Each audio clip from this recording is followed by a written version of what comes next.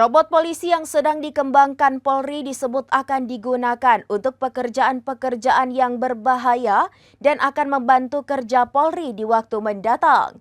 Kadif Humas Polri Irjen Sandi Nugroho menjelaskan, teknologi robotik ini sedang disiapkan untuk mendukung berbagai tugas kepolisian.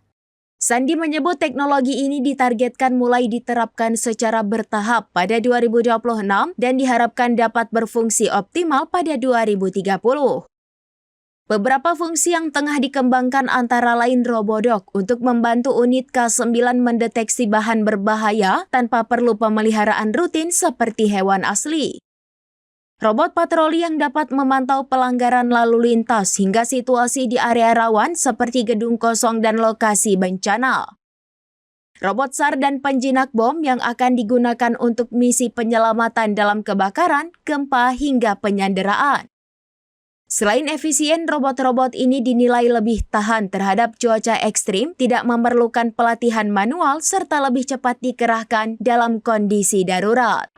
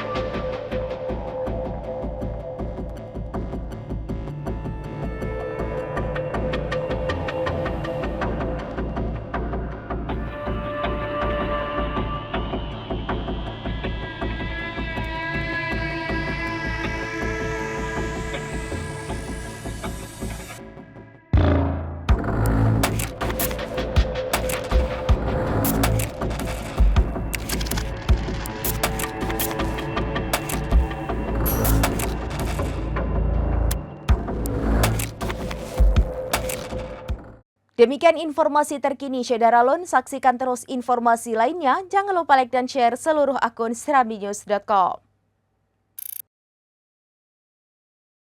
Download Tribun X sekarang, menghadirkan lokal menjadi Indonesia.